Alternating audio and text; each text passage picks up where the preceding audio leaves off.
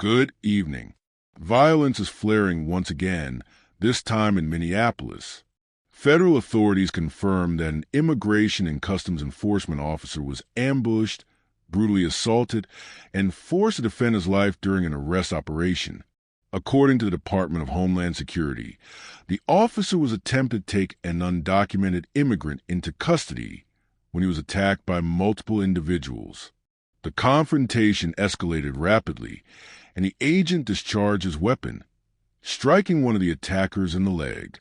This marks the second violent incident in just 1 week involving federal agents, both ruled by the federal government as justified actions taken in self-defense. I'm Harris Faulkner, and you're watching the Faulkner Focus. What we are seeing unfold in Minneapolis is no longer protest.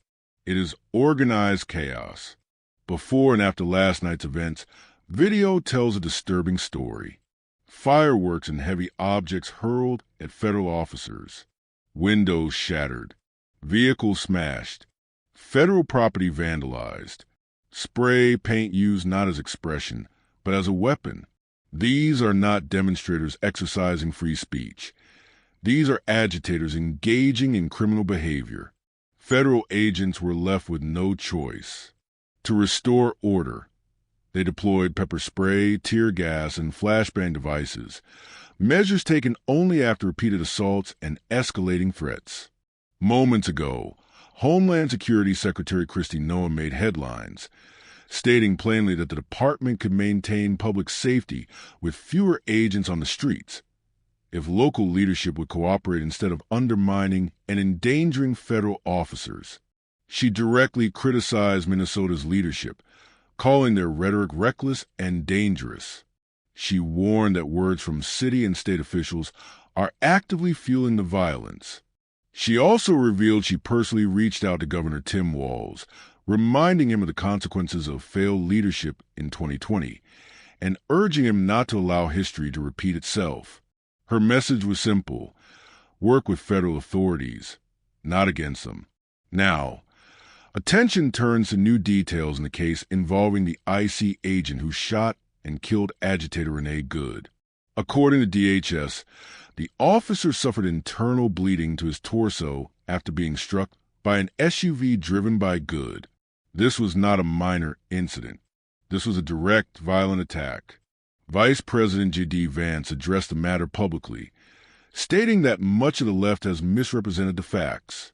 His message was blunt: ramming a law enforcement officer with a vehicle causes serious injury.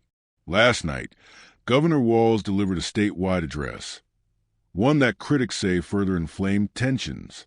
In that speech, he encouraged citizens to record IC agents, urging Minnesotans to document and compile what he called atrocities.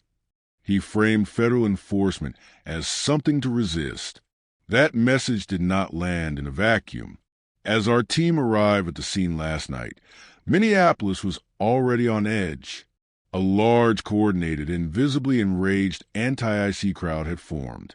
Protesters moved tactically, using shadows, positioning themselves to pressure police lines, attempting to isolate officers. At one point, rioters tore a weapons locker from a vehicle believed to belong to immigration agents. They attempted to break into it, reportedly gaining access to ammunition and at least one firearm. Cars were vandalized, windows smashed. Law enforcement documents were scattered across the street. Our producers witnessed demonstrators carefully reviewing those documents believed to contain sensitive information such as agent names, arrest records, warrants, and operational maps. This was not random anger. This was targeted. DHS confirms that the original incident began as a traffic stop involving an undocumented migrant from Venezuela. The suspect attempted to flee, crashed his vehicle, and ran. During the chaos, the IC officer was struck with a shovel by 2 additional individuals. Fearing for his life, the officer fired his weapon, wounding the initial suspect, who was expected to survive. At the same time this violence was unfolding, Governor Walz's address was airing statewide. He spoke of resistance and accused former President Trump of seeking chaos.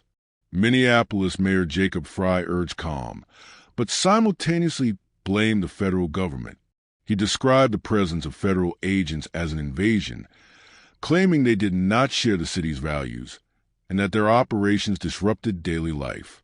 Shortly afterward, President Trump responded, announcing that a federal judge has ruled in favor of his administration, allowing IC operations to continue in Minneapolis. He also warned that if local officials fail to uphold the law and prevent attacks on federal officers, he is prepared to invoke the Insurrection Act. Tonight, we are joined by Lieutenant Randy Sutton, a former Las Vegas police officer with 34 years in law enforcement and the founder of the Wounded Blue. Lieutenant Sutton did not mince words. He called what is happening in Minneapolis exactly what it is: domestic terrorism. He accused state and city leadership of pouring gasoline on the fire, creating an environment that endangers both officers and civilians. He warned that professional agitators are involved, that funding is flowing into this unrest, and that federal officers not only have a right but the duty to defend themselves. He also raised a sobering concern rarely discussed: the psychological toll. Beyond physical injuries, officers are absorbing massive levels of trauma, stress that lingers long after the streets go quiet. As the violence continues, misinformation spreads. Mayor Frey recently downplayed the injuries sustained by the IC agent, comparing them dismissively to a minor household accident. Medical reports contradict that claim, confirming internal bleeding, a condition that can range from serious to life-threatening.